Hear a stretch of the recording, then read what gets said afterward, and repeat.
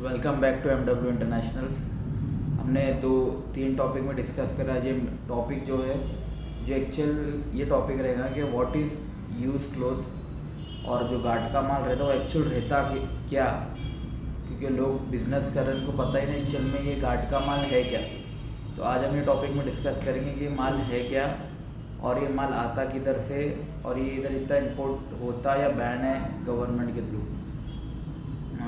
तो मैं आपको पहले बोल दूंगा कि जो ये गार्ड का जो है लॉट में जो माल आता है जो 80 kg 100 kg या 500 kg के अंदर जो माल आता है बड़ी गार्ड में, तो ये जो माल है ये माल कोरिया के अंदर तो ये डोनेट किया होता है माल। जो बड़ी बड़ी कंपनीज होती है तो उनका माल जो एक्सपायर होता है, तो एक्सपायर से जो रहता है वो लोग क्या करते हैं, कंपनी वाले डोनेट करते हैं गरीबों को। तो गरीब लोग जो कंपनीज रहते हैं, जो ये बड़े बड़े ब्रांड के कंपनीज है, वो उनके पास जाते और वहाँ से माल लेकर आते।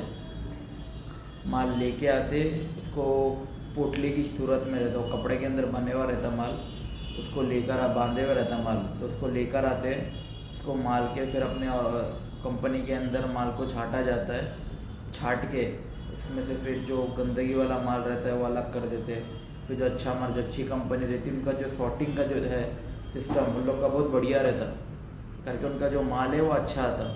तो जो सॉर्टिंग का जो सिस्टम है उनका पूरा, वो लोग सॉर्ट वगैरह करके माल को फिर पैकिंग करते 80 kg के अंदर 100 kg के अंदर, और ये सब माल और फिर वो एक्सपोर्ट करते। तो ये जो एक्सपोर्ट करते तो अपने यहाँ पे इंडिया के अंदर ये इंपोर्ट होता है। तो इंडिया के अंदर जो इंपोर्ट होता है वो मुंद्रा पोर्ट के अंदर इंपोर्ट होता है, जो गुजरात के अंदर।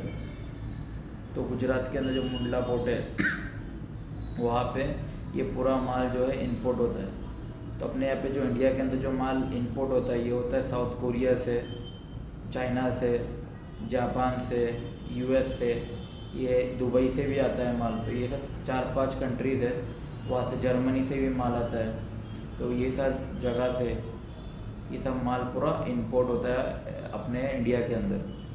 तो कोरिया ही क्यों प्रेफर करते सब लोग के, कोरिया का माल दो, कोरिया का माल दो।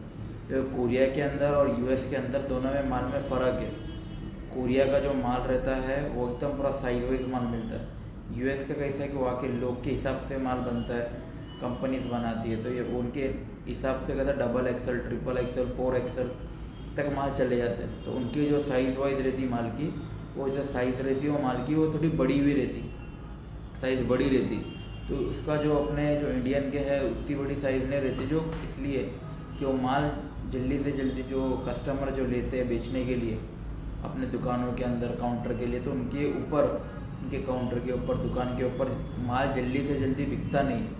तो वो हिसाब से क्या करते हैं कि माल जो है कोरियन का माल लेते हैं, चाइना का माल लेते हैं। तो कोरियन के अंदर भी A कैटेगरी आती है, B कैटेगरी आती है, माल की लिस्ट आती है अलग। तो आपको जो भी कोई डाउट है ये माल के थ्रू, ये माल का A ग्रेड क्या है, B ग्रेड क्या है, तो आपको डायरेक्टली हम बता देंगे। आप डायरेक्ट हमारी बैकएंड टीम को फ़ोन करो कि डायरेक्टली क्या क्या है क्या क्या क्वालिटीज़ वगैरह है इसके अंदर, क्या क्या पैकिंग जो है वो 1 नंबर A ग्रेड के अंदर आती, कौन सी जो पैकिंग है जो B ग्रेड के अंदर आती, वैराइटीज़ क्या क्या है इसके अंदर। तो वो जो हर चीज़ है आपको बैकएंड टीम हमारी गाइड करेंगे अच्छे से, और उसके अंदर ब्रांडिंग भी बता देंगे कि ब्रांड कौन सा लेना चाहिए, कौन सा प्रेफर करना चाहिए।